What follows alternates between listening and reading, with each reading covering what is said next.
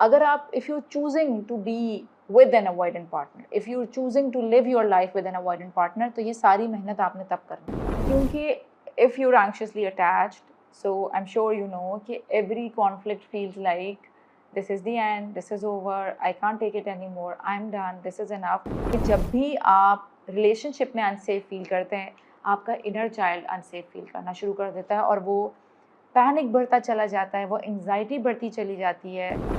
आपके हस्बैंड आपसे आके कहें कि अब तुमने हर्ट नहीं होना, डिसअपॉइंट नहीं होना, रोना नहीं है, परेशान नहीं होना, एंग्शियस नहीं होना, पैनिक नहीं करना, और मैं स्पेस मांगूंगा तो मुझे स्पेस दे देना। Is that possible for you? It's not. You know, having a life outside that relationship, कि मेरी आइडेंटिटी 100% मिसेज ये नहीं होनी चाहिए। ये जो वक्ती स्पेस है, वक्ती सेपरेशन है, ये बहुत ज़रूरी है।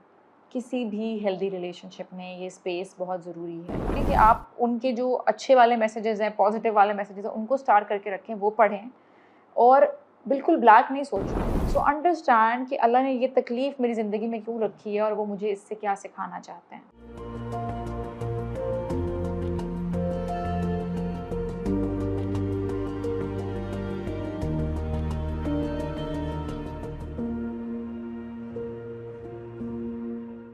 Hello and assalamu alaikum. Welcome back to my YouTube channel. My name is Anam Rahman and I talk about different topics here. Recently we have recorded an episode on anxious attachment. In part 1 we have discussed कि anxious attachment होती क्या है, किस वजह से होती है, किस तरह प्रेजेंट करती है हमारी लाइफ में, हमारे relationships में.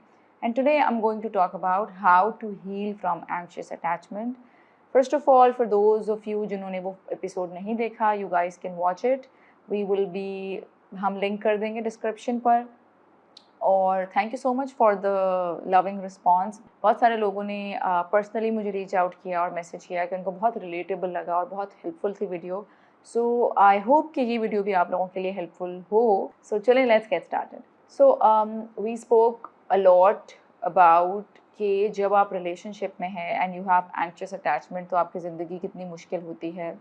सो I am going to start from that bit कि whenever you know you can sense something is off and you know कि कुछ इशू शुरू हो रहा है between us. जब आपने हीलिंग की तरफ बढ़ना है तो आपने ये समझना है कि मुझे it's my journey and I have to work on myself. So सबसे पहले जब वो मोमेंट आएगा और वो लड़ाई शुरू हो रही है, लड़ाई हो चुकी है, you no, whenever there is a conflict, so you have to, so first of all accept that okay, there is a problem, and then the goal is not to figure out and fix. जो भी anxiously attached होते हैं लोग, वो हमेशा इतना work करते हैं रिलेशनशिप में, और ये ऑटोमेटिक बन जाती है डायनामिक्स कि जब भी कोई मसला होगा ना, तो मैंने ही इसको फिक्स करना है, मैंने ही फिगर आउट करना है, मैंने ही इस मसले को हल करना है.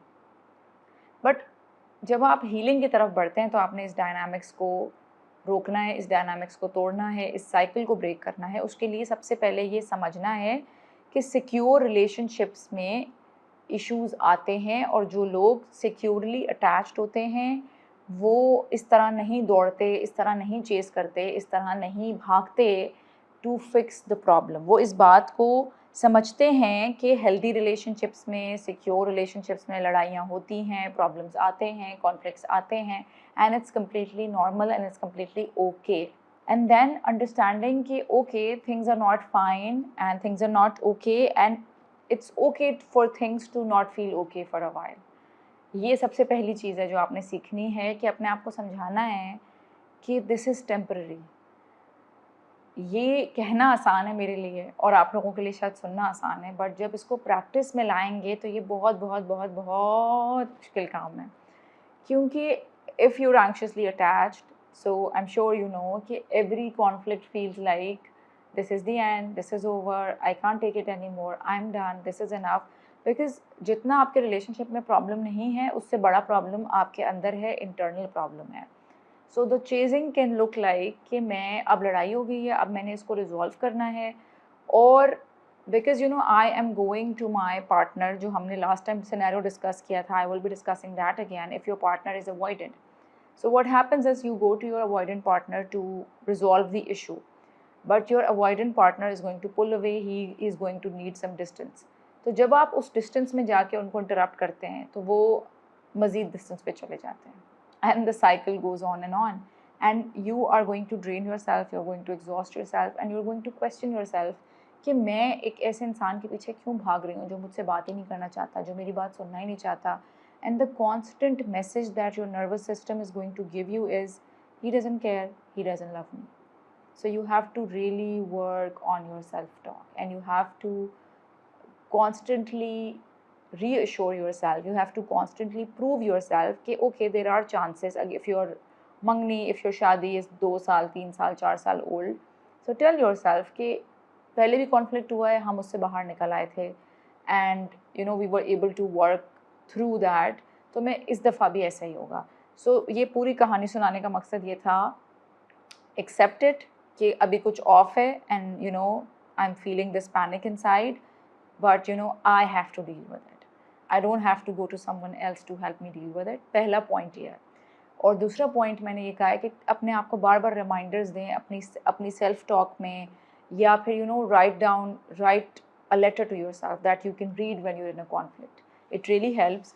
Post reminders in your house, अपनी कबर्ड पे लगा दें या you know somewhere where you are able to see it that this is temporary and ये ख़त्म हो जाएगा, ये ठीक हो जाएगा मसला, लाइक मसला ख़त्म हो जाएगा, not the relationship. And you know just reassure your self in that moment. So next step is, जब भी देयर इज़ अ कॉन्फ्लिक्ट या कुछ ऑफ है तो your inner child is going to start screaming. वो जो पैनिक लेवल बढ़ता जाता है, वो जो एंग्जाइटी बढ़ती जाती है, that's your inner child screaming for attention, screaming for love, screaming for care, screaming for reassurance. Because बचपन से ही वो एक पैटर्न है that you know I need somebody to help me, I need somebody to make me feel better. Because बच्चों को regulate नहीं करना आता, so they are dependent on adults. But in that moment now, because you're an adult, you have to remind yourself and you have to talk to your inner child, look inwards and speak to your inner child and tell your inner child that even if this relationship is not okay right now, even you're not feeling safe right now in this relationship, but I am here for you. Talk to yourself that you know I will take care of you. Even if you're feeling abandoned in this relationship right now, but I am here for you and I can take care of you. क्योंकि जब बचपन से वो जो inner child है उसको किसी adult की ज़रूरत थी कि वो आए, मुझे बताए कि you know I am important, या I am wanted in this house, या यू नो कि मुझसे कोई मोहब्बत करता है, मेरी कोई केयर करता है. जब वो बचपन से एक पैटर्न बना हुआ है तो अभी भी हम, बिकॉज अब तो हम बड़े भी हो गए हैं, लेकिन उस बच्चे को, जो हमारे अंदर एक बच्चा है, उसको नहीं पता कि हम बड़े हो गए हैं. उसका वही पैटर्न बना हुआ है और वही ऑटोमेटिक एक रिदम है कि जब भी आप रिलेशनशिप में अनसेफ फील करते हैं, आपका इनर चाइल्ड अनसेफ फील करना शुरू कर देता है और वो पैनिक बढ़ता चला जाता है, वो एंग्जाइटी बढ़ती चली जाती है. And you know I am gonna talk about the anxious avoidant attachment. उसमें again I'm going to talk about anxious avoidant relationship वाली example, because most of the relationships are like that. And if you're listening to this video, it ज़्यादातर क्या 90% यही chances है that you are anxiously attached. तो उसमें होता ये है कि मेरे अंदर वो conflict जो है वो it doesn't sit well with me and I am feeling anxiety, I am feeling that panic, I am feeling that inner child screaming in me, और मुझे तो आता ही नहीं regulate करना. So when I go to my avoidant partner, वही जो मैंने बताया, वो मज़ीद डिस्टेंस है, मज़ीद मेरे नर्वस सिस्टम ने पैनिक करना है, मज़ीद चेस करना है, मज़ीद it is going to get really complicated. And I am somebody, you know, who knows this really well. So I'm going to share like my personal experience also and personal examples also. So होता ये है कि when you learn about this dynamics कि okay, I am anxiously attached and my partner is avoidant, तो आपकी सबसे पहली need या समझ, या जो हम बहुत सुनते हैं कि मुझे क्या फ़ायदा होगा अपने ऊपर काम करके, या मुझे क्या फ़ायदा होगा अपनी हीलिंग करके, when you know he does not want to do anything, he does not want to change, he is not willing to understand, he is not willing to learn. So I want you to understand that this is your journey and your healing is your responsibility. उनकी अपनी ज़िंदगी है, उन्होंने heal करना है या नहीं करना, but you are the one who is suffering. I am not saying that that avoidant कोई हेल्दी अटैचमेंट है या वो सफ़र नहीं करते या वो स्ट्रगल नहीं करते, वो करते हैं। And if they don't want to heal themselves that's on them, but आपकी ज़िम्मेदारी उनकी हीलिंग नहीं है, आपकी ज़िम्मेदारी आपकी हीलिंग है, क्योंकि आप किसी को नहीं बदल सकते। It's your job to work on yourself only. So होता ये है कि when you are anxiously attached, and it happened with me also, when I was able to identify कि ओके मेरी अटैचमेंट स्टाइल है और इनकी ये अटैचमेंट स्टाइल है। सो मेरा नर्वस सिस्टम जो था वो ये स्टोरी ये बनती थी कि if I tell him what I need from him, if I communicate what I need from him when we're in a conflict, या जब मुझे एंग्जाइटी हो रही है या जब मैं स्ट्रेस में हूँ या जब मुझे बात करनी है, मैं अगर उनको एक्सप्लेन कर दूँ ना कि मेरे अंदर क्या चल रहा होता है, मतलब क्या तूफ़ान मचा हुआ है और मैं कितनी पैनिक में हूँ और मैं कितनी एंग्जाइटी में हूँ, मैं कितना सफ़र कर रही हूँ और मैं कितना हर्ट हूँ, मैं उनको खोल के अच्छी तरह बता दूँगी ना, तो फिर वो, because obviously he is my husband, he cares for me, he loves me, normal दिनों में like not in a fight, तो फिर he will give me what I want. But ये मैंने क्या, ये बहुत लोग बहुत बड़ी गलती करते हैं। देखिए ये इस तरह की बात है, अब जिस तरह मैं आपको एज ए थेरेपिस्ट समझाऊँ कि आप एंग्शियसली अटैच्ड हैं, अगली लड़ाई में आपके हस्बैंड आपसे आके कहें कि अब तुमने हर्ट नहीं होना, डिसअपॉइंट नहीं होना, रोना नहीं है, परेशान नहीं होना, एंग्शियस नहीं होना, पैनिक नहीं करना, और मैं स्पेस मांगूंगा तो मुझे स्पेस दे देना, is that possible for you? It's not, because you are anxiously attached, and this is how your nervous system is going to react in a conflict. It is the same way with them. So इसका मतलब ये नहीं है कि वो avoidant है तो वो बहुत सुकून में, you know, recently my friend was explaining a video to me and she said it's, imagine कि जो avoidant person होता है ना, उनके अंदर एक staircase होता है, and you know they are just going downstairs in them, वो एक के बाद एक के बाद एक फ्लोर नीचे चले जाते हैं, नीचे चले जाते हैं, नीचे जाते हैं, and then they just lock themself in the basement, जहाँ उनको अपने इमोशंस का भी पता नहीं चल रहा। तो मेरे इमोशंस को कोई वो कैसे केटर करेंगे when he is not able to understand his own emotions. ये मैं बहुत पुराने डायनामिक्स बता रही हूँ, you know, when we were newly married, तब तो हमें पता भी नहीं था अटैचमेंट स्टाइल्स क्या है और सब कुछ क्या है। So when your partner is not able to understand himself and his emotions, obviously he cannot cater to your emotional needs. So the more you're going to explain your emotions, the more you're going to cry in front of them, the more you're going to beg and chase and, you know, run after them, the more overwhelming it's going to be for them. और ये उनके nervous system का response है। It's not कि वो फिक्र नहीं करते, वो केयर नहीं करते, या वो, you know, how it's really hurtful, you know, when you, जब आपको ये लगे कि यार he knows I am crying, he knows I am hurting, and you know he still doesn't care. So सबसे पहली चीज़ तो ये कि यू नीड टू अंडरस्टैंड कि डिफेंसेस अलग अलग होते हैं। If I am not able to sleep because we are in a fight, तो मेरा नर्वस सिस्टम is उसका डिफेंस कुछ और है, and if he is sleeping more because we are in a fight, तो उनका डिफेंस कुछ और है। तो लोगों के डिफेंस मैकेनिज्म्स फ़र्क होते हैं। सो आज से 2.5 साल पहले when I started therapy, it was because कि मुझे कोर्स की रिक्वायरमेंट थी, मैंडेटरी था। मुझे लगता नहीं था कि मेरे साथ कोई मसला है जो मुझे थेरेपी की ज़रूरत है, जैसे बहुत सारे लोगों को नहीं लगता। और जब मैं थेरेपी में गई तो usually they ask you to identify your goal, कि आप थेरेपी से क्या चाहते हैं। तो मुझे लगता था कि मेरा जो मसला है वो समटाइम्स, यू नो, मेरा जो एंगर आउटबर्स्ट्स होते हैं, मैं उस पर काम कर सकती हूँ। But you no, when you start therapy, when you start unlearning, when you start relearning, तो आपको समझ आता है कि वो जो आपके एंगर आउटबर्स्ट्स हैं उसका रूट कॉज यही है। क्योंकि 2 चीज़ें होती हैं if you are anxiously attached. एक तो आपकी कम्युनिकेशन बहुत ही बेकार होती है, आई एम सॉरी टू से दिस, बिकॉज यू नो आपको हेल्दी वे में नहीं कम्युनिकेट करना आता। आपको नहीं आता कि मैं, खैर बहुत सारे लोगों को कम्युनिकेट नहीं करना आता, but if you are anxious तो ऑब्वियसली एंग्जाइटी में फिर वो और वर्स हो जाता है, and the avoidant partner is going to feel attacked. और ये तो बिल्कुल ही नहीं करना ना हमने, if your partner is avoidant, कि आप ये करते हैं, आपने ऐसे किया, आपने मुझे ये फील कराया, आपने मुझे वो फील कराया, it is going to get worse. Because वो मैंने एग्जाम्पल दी है ना बेसमेंट वाली, कि वो मज़ीद अंदर जाके लॉक लगा के, ताला लगा के, और भी और 10 चीज़ें लॉक्स लगा लेंगे उसके अंदर, कि they going to run away because they can not take it, they can not take your emotions.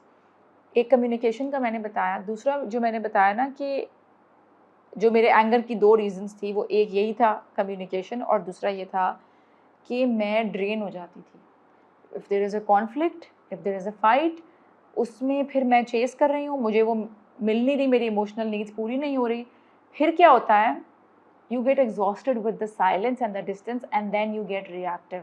तो मेरे वो जो आउटबर्स्ट थे और वो जो मेरा रिएक्टिव होना था, वो 2 डेज़ बात नहीं हो रही, 3 डेज़ बात नहीं हो रही, उसके बाद आप एक्सप्लोड कर जाते हैं। You get so reactive because आपके अंदर रेज भर जाता है, आपके अंदर एंगर भर जाता है, आपके अंदर रिजेंटमेंट बनती है कि this person does not care at all. तो why I am so why I so wanted to talk about it was कि मुझे बिल्कुल अकल और अवेयरनेस नहीं थी उस वक्त, and I have suffered a lot because of that, because it's a very lonely and a dark place to be in, कि जहाँ आपको लगता है कि my partner doesn't care for me and still you are so dependent on them कि आप उनके अलावा कुछ सोच ही नहीं सकते, उनके अलावा कुछ दुनिया में देख ही नहीं सकते। So coming back to the point कि when your inner child is screaming and when there is turbulence, it is your job to calm yourself. It is your job to regulate your nervous system. और ये पूरी कहानी सुनाने का मकसद ये था that your avoidant partner is not able to do that. And अगर आप उनको जाके ये डायनामिक समझाएंगी, उनको साइको एजुकेट करेंगी कि मैं एंक्शियस हूँ और आप अवॉइडेंट और आप मुझे ये नेक्स्ट टाइम करना, इट इज़ समथिंग जो उनके बस में नहीं है करना। They are not able to do that, they are not capable of doing that. जैसे आपको आज मैं कहूँ कि आपने एंक्शियसली बिहेव नहीं करना नेक्स्ट कॉन्फ्लिक्ट में, वो आपसे नहीं होगा तो वो उनसे भी नहीं होगा। आप कम्युनिकेट कर लें, आप एक्सप्लेन कर लें, आप सब कुछ कर लें, but it's automatic. The nervous system is going to automatically start shutting down for them, or they will look for distraction. या तो वो distraction कर लेते हैं या तो वो ज़्यादा सो लेते हैं, different coping mechanisms होते हैं। So the next point is you kind of dissociate from yourself and you try to regulate your partner. यानी कि it's like you become a child and you're looking for your parent. जो you know बचपन में you were looking for your parent to come and to make you feel better about yourself or you know to take care of you. वही चीज़ आप अपने partner के साथ करते हैं और उनको उस पेरेंट डायनामिक में ले जाते हैं कि you know treat me kindly, treat me with love, make things okay, make me feel normal. So you know you're trying to regulate them instead of regulating yourself. उससे होता ये है कि आप बहुत ज़्यादा अपने पार्टनर को रीड करने लग जाते हैं कि वो किस तरह से वॉक कर रहे हैं, वो किस तरह से मेरी तरफ देख रहे हैं, वो अब ठीक हैं, वो अब ठीक हैं, वो अब आएंगे मेरे साथ बात करने या नहीं आएंगे। Like you no you in that moment I want you to understand that you are located inside your body, you're not located inside your partner. तो आपने अपने आप को डिसोसिएट करना है उनसे। For those who are anxiously attached to their partners, उनको समझ आ रहा होगा कि आपको ऐसा लगता है कि you're not in your body, you are in his body. आपको ऐसा लगता है कि उनका मूड, उनका मिजाज, उनकी नीड्स, उनकी खुशी, सब कुछ is about them. The whole world revolves around them. तो आपने उस मोमेंट में when there is a conflict, you have to try and locate yourself कि I am inside my body. Look at your arms and try to feel yourself in your arms, in your neck, and you know अपनी breath में वापस आएं. Also you know just tell yourself I am located inside my body, I'm not located inside my partner. It sounds really silly, but if you've been there you will understand कि मैं खुद बहुत ज़्यादा over read करती थी कि you know when he's coming out of his room I used to look at him and I used to you know constantly मैं देख रही होती थी कि अब मूड ठीक है, अब मूड ख़राब है, अब मूड ठीक है, अब मैं बात करूँ, अब मैं दोबारा जाके बात करूँ, कि you know you're not in yourself, you are just revolving around that being which is not okay. So locating yourself will help you understand कि मैं एक adult हूँ और मैं अपनी body में हूँ और मैं अपना ख्याल रख सकती हूँ। अगर ये नहीं भी होगा तो एटलीस्ट हम फर्स्ट स्टेप की तरफ प्रोग्रेस करेंगे। सो अपने आप को उनके साथ डिस्कनेक्ट करने के लिए you have to do something, and that can look like anything, like you know call someone but don't talk about him, don't talk about the fight, talk about something else. होता ये है कि you know when you are fighting you will call somebody and then you will talk about the fight because you want to hear कि मेरी गलती नहीं थी, कि उनकी गलती थी, या he is treating me bad, या जो कुछ भी है। जिससे भी बात करें, don't talk about him, don't talk about your marriage, don't talk about your relation, talk about something else because the goal is to disconnect.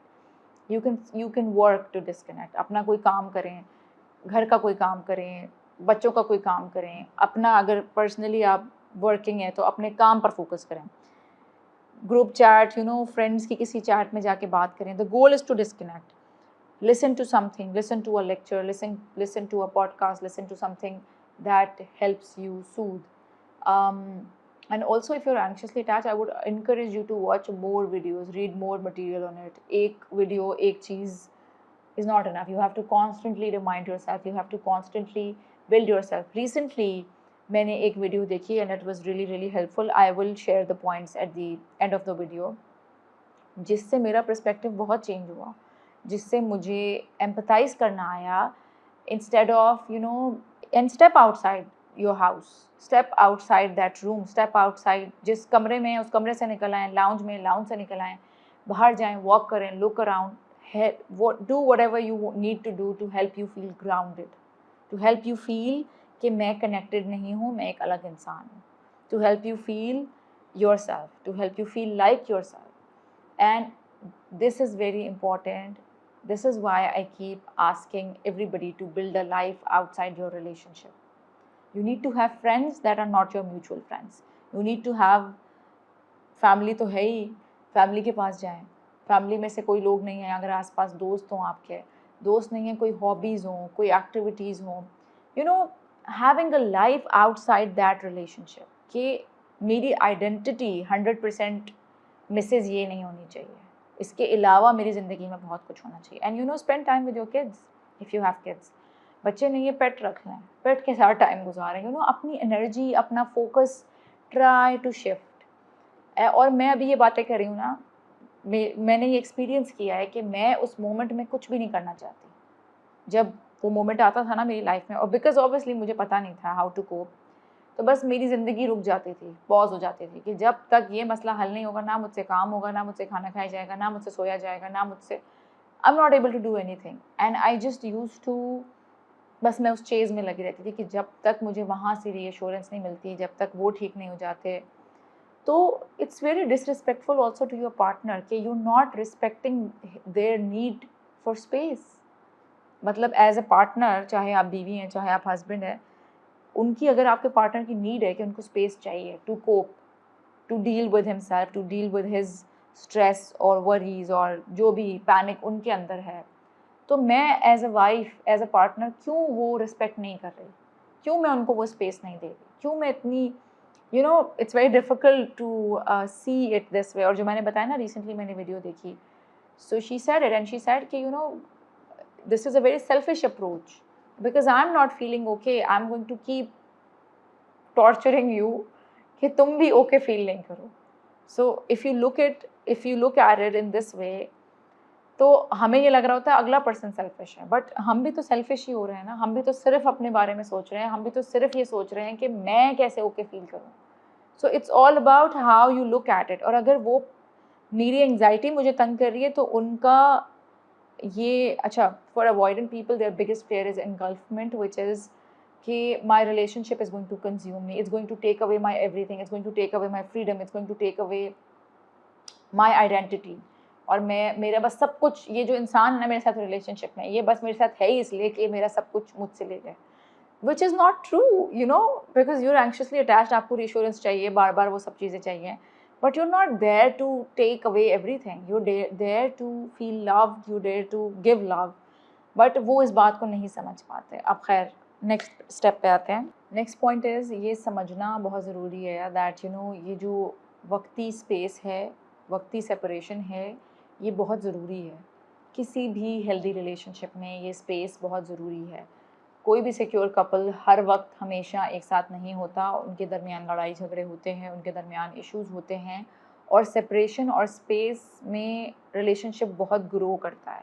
So as an anxiously attached person, you have to tell yourself that this is very important for our relationship, and I have to learn how to deal with this. I have to learn how to be okay with it. I have to learn how to cope in that moment. So you have to so for regulating yourself, you have to bring your toolkit, जिसको हम कहते हैं ना कि first aid box, कि अब चोट लग गई है या खून बह रहा है या कुछ भी हो रहा है, अब मुझे अपने फर्स्ट एड बॉक्स के पास जाना है और अपनी पट्टी करनी है. ठीक है, तो योर फर्स्ट एड बॉक्स और योर टूल किट और your happy space happy bubble, कुछ भी आप उसको कह लें, can look like things that fills you, जो आपको उन डेज़ में आपके लिए सर्वाइवल आसान बनाएंगे। ठीक है, अब पहली चीज़ जो होगी जर्नलिंग, कि अभी right now my partner is not able to listen to me, he does not want to listen to me, so I have to sit down and dump my thoughts.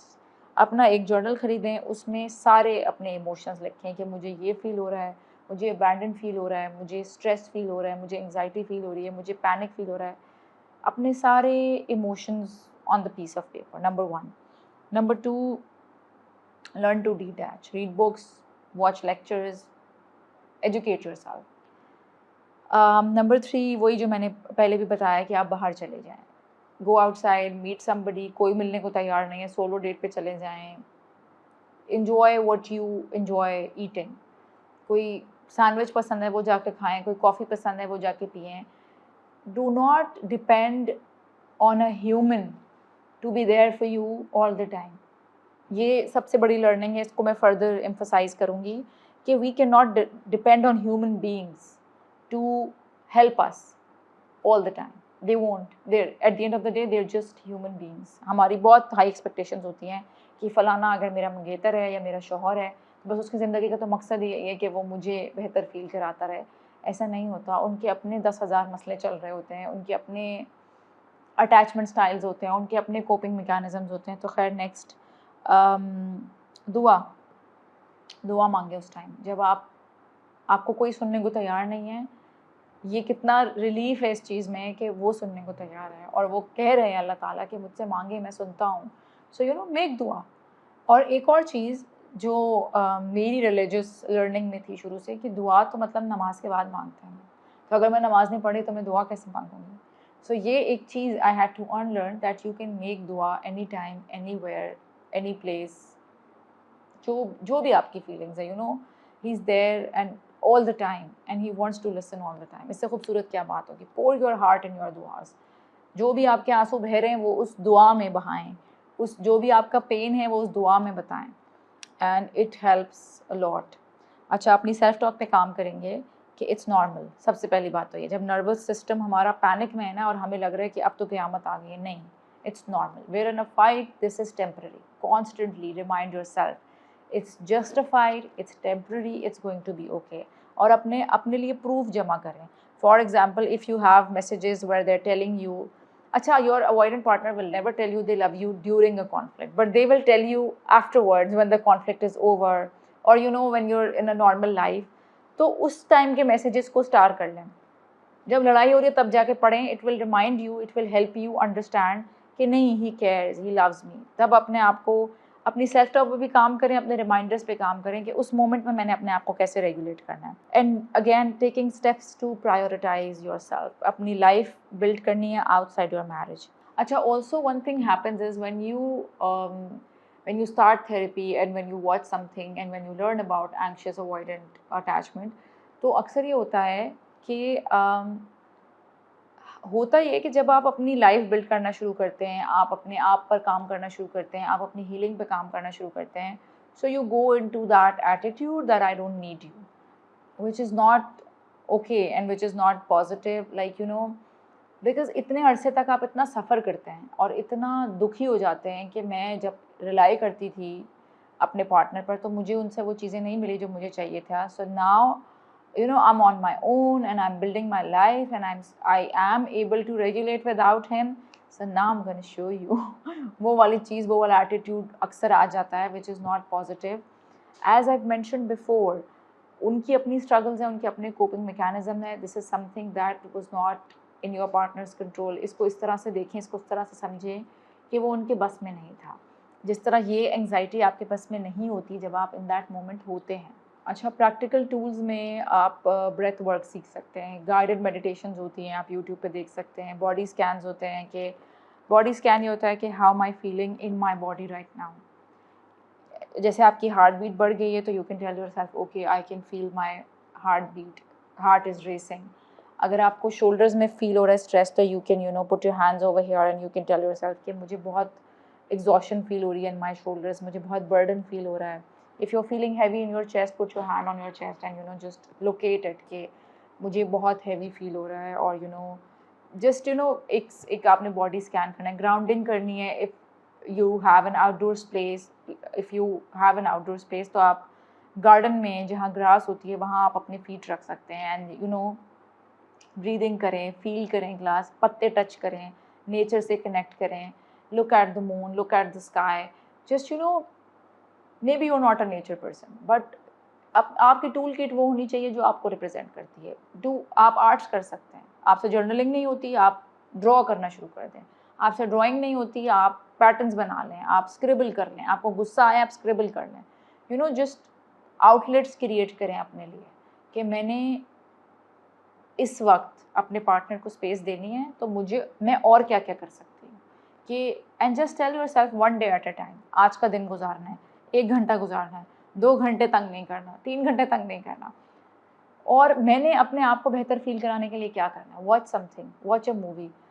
और अपने लिए सोलो चीज़ें सोचें और बनाएं जो आप एंजॉय करें विदाउट योर पार्टनर। और ये हमने नॉर्मल डेज में करना है, लड़ाई का इंतज़ार नहीं करना। मुझे पता होना चाहिए कि okay this is one show that my partner will not watch with me, so I can watch it alone and okay I am gonna watch this show today because he is not willing to watch anything with me. I will go and you know do something, you know कुछ ना कुछ अपने लिए figure out करें कि ये मेरी चीज़ें हैं जो मैं करके अपना ख्याल रखूँगी, अपने आप को बेहतर फील कराऊँगी। Because healings is my inner work.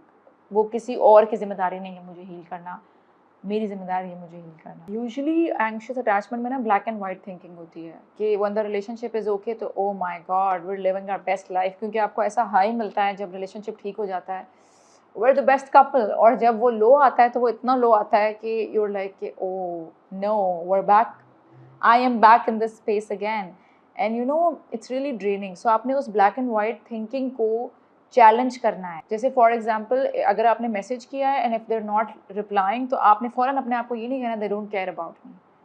और जो मैंने तरीके बताए थे ना कि एक तो आप ये कर सकते हैं कि आप उनके जो अच्छे वाले मैसेजेस हैं, पॉजिटिव वाले मैसेजेस हैं, उनको स्टार करके रखें, वो पढ़ें। और बिल्कुल ब्लैक नहीं सोचना कि दे don't care about me, they don't love me. मैंने तो एक नैरेटिव आपको बताया ना कि उनकी अपनी स्ट्रगल्स हैं। दूसरा ये कि अपने लिए प्रूफ जमा करके रखें that you know if they have given you some gifts, उनके गिफ्ट्स के बारे में लिख लें। लेटर है कोई, लेटर के बारे में लिख लें। Ask them to write you a letter. बड़ा मुश्किल काम है वैसे शौहर से लेटर लिखवाना है, but ask them to write you a letter and you know express themselves in that letter कि यार आप मेरे बारे में लिखें कि आपको मेरे बारे में क्या अच्छा लगता है, what do you appreciate about me. बहुत मुश्किल काम है, बट एक एनिवर्सरी पे और एक बर्थडे पे आप कहें कि 1 साल का मुझे कोई गिफ्ट नहीं चाहिए, ये लेटर चाहिए because it helps you lot.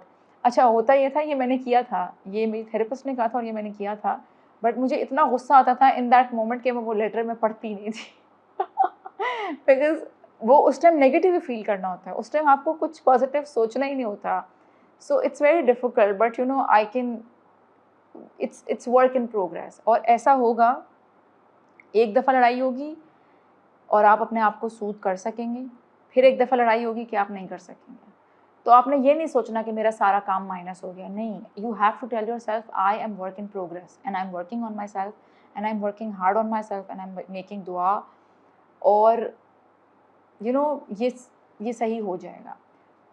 एक और ज़रूरी बात मैं करूँगी कि if it's your marriage and if you want to stay in this marriage, ये सारी मेहनत आपने जब करनी है।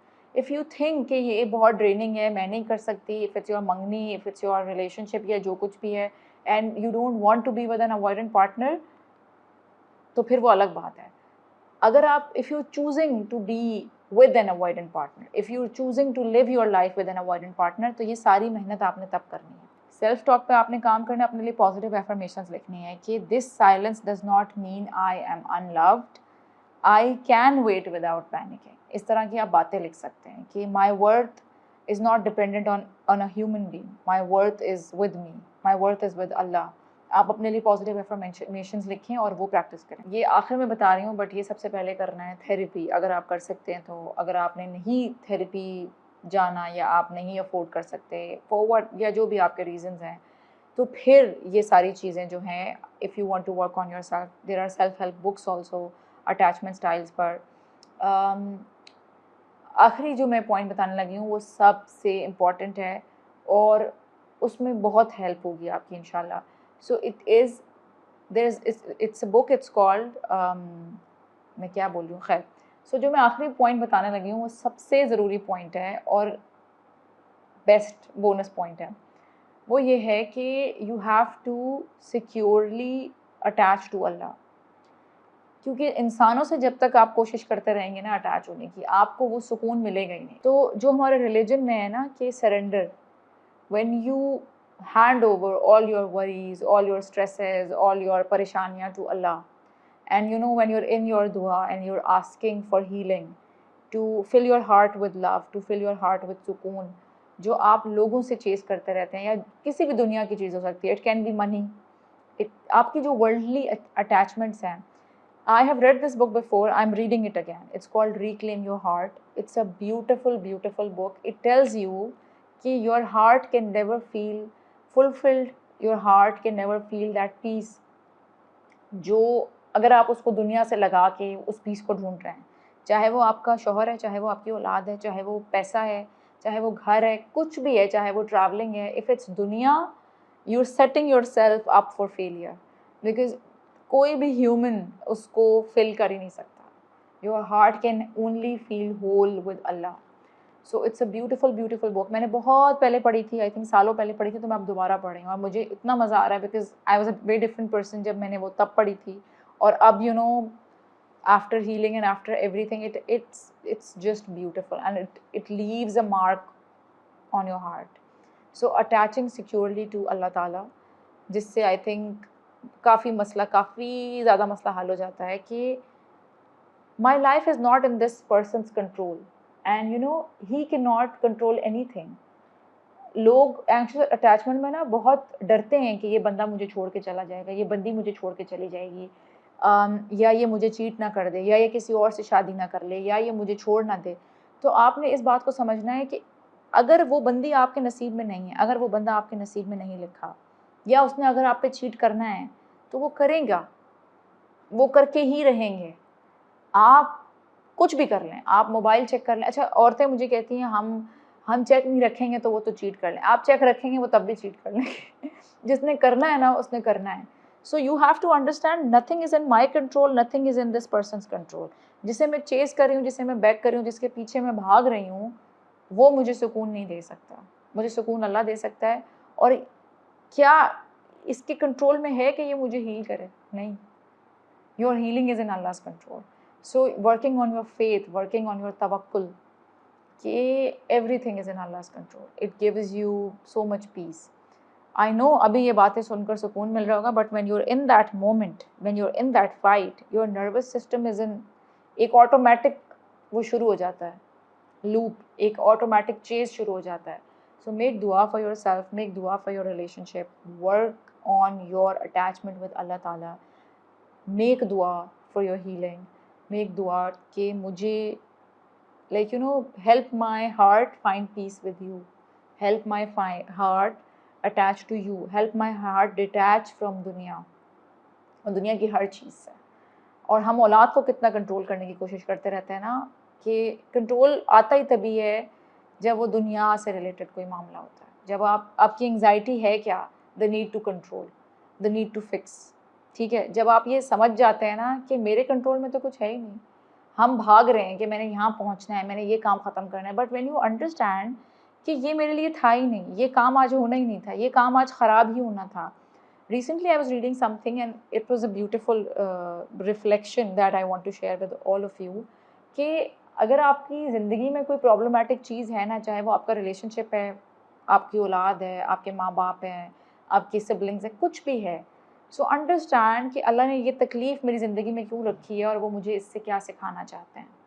और ये तकलीफ़ मेरे लिए ज़रूरी थी, ये एक्सीडेंट मेरे लिए ज़रूरी था, ये नुकसान मेरे लिए ज़रूरी था, ये स्ट्रेस मेरे लिए ज़रूरी था, ये आज जो चीज़ मेरी मिस हो गई, इतना बड़ा जो मेरा डील होने वाली थी ये नहीं हुई, ये मेरे लिए ज़रूरी था और मैंने इससे कुछ सीखना था और ये लिखा था, ये मेरी कदर थी। तो it gives you immense peace. Anxiety is your need to control, बस ये याद रखें। Anxiety is my need to control my life, my work, my family, my everything. So when you learn कि मेरे कंट्रोल में कुछ भी नहीं है, तो बस फिर आप रिलैक्स रहेंगे। आई होप दैट दिस जो मैंने पॉइंटर्स आप लोगों से शेयर किए हैं वो हेल्पफुल होंगे। अगर आपका कोई भी सवाल है, आप मुझे कमेंट्स में पूछ सकते हैं। मैं कोशिश करूँगी, मैं कहने लगी थी कि मैं कोशिश करूँगी रिप्लाई करूँगी, बट मुझे एक आइडिया आया कि मैं एक अलग एपिसोड कर लूँगी in which I will answer your questions regarding anxious attachment. वो हमारा पार्ट 3 होगा जिसमें हम सवाल जवाब कर लेंगे और फिर हम नेक्स्ट अटैचमेंट स्टाइल कवर करेंगे इंशाल्लाह। So take care of yourself. और अगर आप लोग अभी तक हमारे साथ हैं, आपको ये वीडियो पसंद आई है तो आप लाइक कर सकते हैं, आप हमारा चैनल सब्सक्राइब कर सकते हैं अगर आपको मेरी बातें सुनना पसंद है तो। अगर आपने कोई टॉपिक सजेस्ट करना है आप वो भी बता सकते हैं। और बस that's it. Thank you very much for watching. Take good care of yourself. अल्लाह हाफ़िज़।